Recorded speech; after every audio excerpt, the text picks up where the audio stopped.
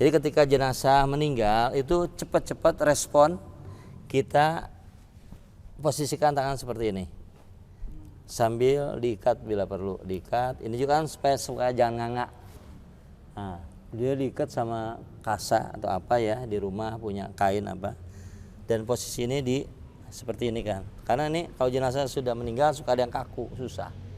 Nah bagaimana kalau ada yang kaku, jenazah kaku misalnya, ini udah kaku, udah nggak bisa di seperti ini kan, ada tekniknya. Kan kita kalau sering olahraga ini kan suka besar kan. Nah ototnya di sini nih, ditekan yang di sininya, nanti dia akan begini. Ya, ini kan dalam kondisi kaku, tekannya di sini nih, pelan aja, pelan, jangan ditenggorkan, pelan aja, pelan. Pakai air angkat-angkat kuku boleh, ya, diginiin. Nanti bisa posisikan seperti ini. Ini pun sama, ya. Jadi ini dulu posisikan, baru ini. Jadi posisi sudah seperti ini. Jadi di mana kaku kita udah nggak mikirin lagi bagaimana cara ininya supaya lemas gitu kan? Bisa, bisa. Insya Allah ini pengalaman kita. Jangan. Karena dia tuh merasakan dingin juga sama dengan kita. Jadi pakai angkat-angkat kuku aja. Ya, karena kan dia udah dingin, jangan ditambahin dingin. Jadi air angkat kuku. Ya, sudah mencairkan otot yang di sini nih. Nih, kita kan punya otot di sini semua nih. Ini kan kalau kita gini terus kan suka gede kan? Ada rai itu. Pokoknya ini nih, pencet di sini nih, teh, ya. Semuanya ingat, lihat pencet sini. Ini otot-otot ini nanti bisa begini. Ya. Kecuali memang yang sudah di rumah sakit atau di rumah posisinya begini ya, begini aja kadang-kadang nggak bisa dimelempengin itu kan. Jadi posisi gini aja, itunya dia digulung sama kain kapan tadi, nggak bisa kita luruskan, nanti bisa patah. Ada nenek-nenek kan yang tidur, makanya posisi kalau tidur dimanapun posisikan lurus. Jadi supaya nanti dia meninggal posisinya lurus, jangan sampai ada yang nilep begini. Ya, itu posisikan selalu dilihat, diperhatikan. Makanya kalau kita sebagai anak yang soleh tuh memperhatikan, ya bagaimana kita bayi lah sama ibu bapak kita kan, diperlakukannya kan dengan lemah lembut gitu kan, kasih sayang, jangan benci dan lain sebagainya ya. Nah ini udah seperti ini teknik memandikan yang kedua. Tadi pertama niat mau diucapkan boleh kayak usoli lah, ada yang diucapkan ada yang enggak kan. Cukup dalam hati sebetulnya sudah cukup. Niat memandikan jenazah, Udin misalnya ya. Ini siapa namanya? Ajul. Ajul niat memandikan dalam hati atau diucapkan boleh. Yang kedua aja baca basmalah bismillahirrahmanirrahim, biasa gampang.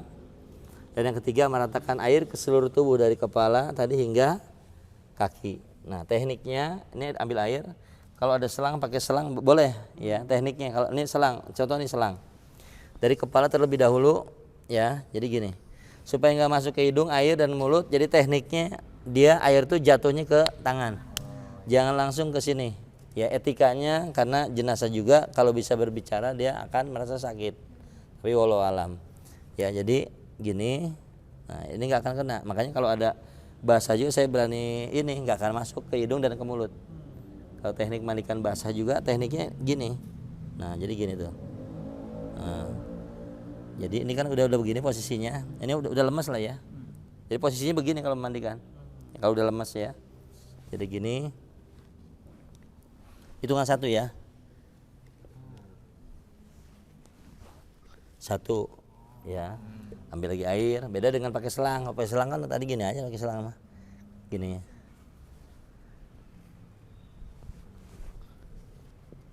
Satu ya. Nah ada yang lain, bagaimana memandikan jenazah, harusnya tadi mencuci kemaluan. Kan orang yang sakaratul maut itu dari kemaluan itu keluar, ya. Terus dari anus biasanya keluar. Jadi kayak kita mandi junub kan tahu ya semuanya. Nah sebelum kita berwudu atau ambil air wudu tadi, bersihkan dulu alat kelaminnya dan anusnya. Ya ini pertama awal-awal, langkah awal aja ya, langkah awal.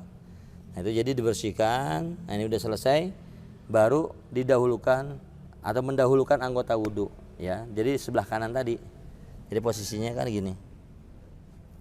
Nah, terus kalau di akhir pemandian tadi diwudukan.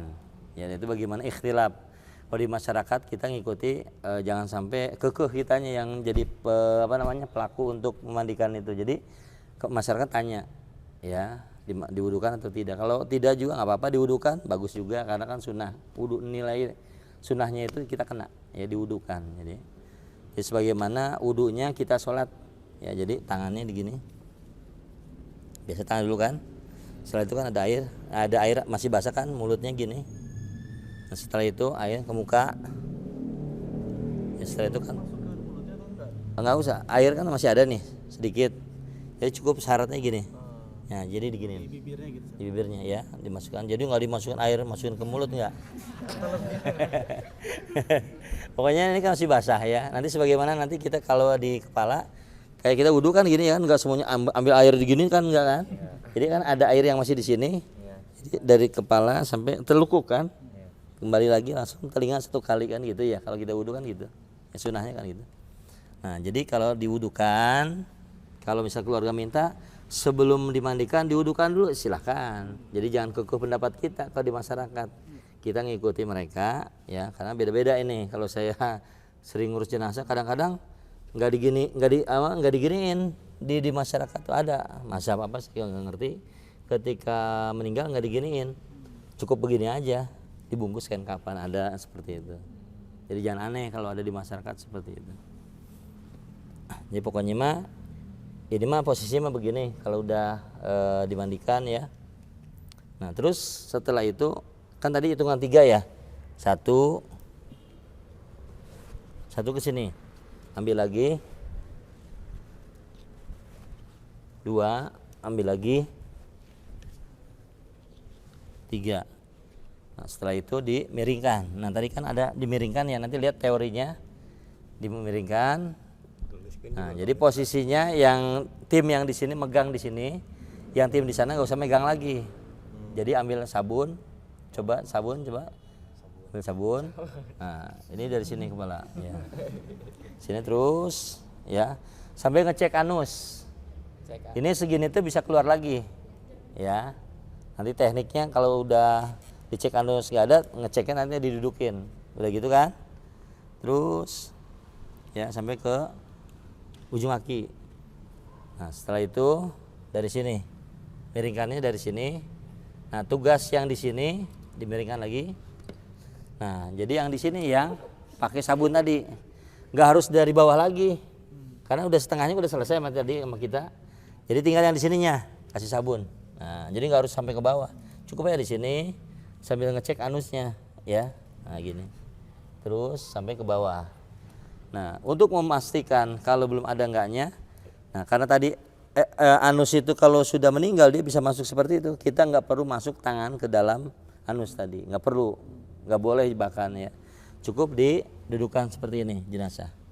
Nah, bukan posisi duduk, apa segini lah ya. Nah, itu ditekan perlahan tuh maksudnya gini. Ditekan perlahan gini, nggak di gini. Sakit kan? Aduh, ini hidup. Nah. Ya, jadi pelan aja, tekan perlahan kan nggak aduh ya. Nah, jadi tekan perlahan, ini keluar sambil direnggangkan, ya, ditekan perlahan gini. Ini mau yang keras, yang lembek, yang cair itu keluar. Kalau posisi begini, ya posisi jenazah gini. Kalau begini mah terlalu tinggi, ya, bagus bisa aja sih nggak apa-apa, asal ada yang memegang, ya. Jadi seperti ini bisa, ini direnggangkan sambil dicek, ya. Ini udah ditekan sambil dicek. Jadi minimal ini seginilah ya, kita lihat di anusnya. Coba pegang dulu. Nah, ini kan anus. Jadi nggak harus dimasukkan. Ini misalnya kita bisa colek aja segini, dikit aja di ujung-ujung ini aja, ujung-ujung anus. Ya dibersihkan. Jadi nggak harus dimasukin ke dalam tangan kita. Tangan kita aslinya segini itu bisa masuk. Aslinya bisa masuk, ya. Nah, jadi cukup bagian luar, kalau kita cebok aja kan luar ini aja yang kita bersihkan ya. Nah, begitu selesai. Nah, kita bersihkan dari tadi mau 3, mau 5, mau 7. Ya, ganjil. Mau 1 kali selesai. Kalau sudah nggak ada sabun. Jangan sampai masih licin. Itu teknik memandikan. Sebetulnya lebih sederhana memandikan.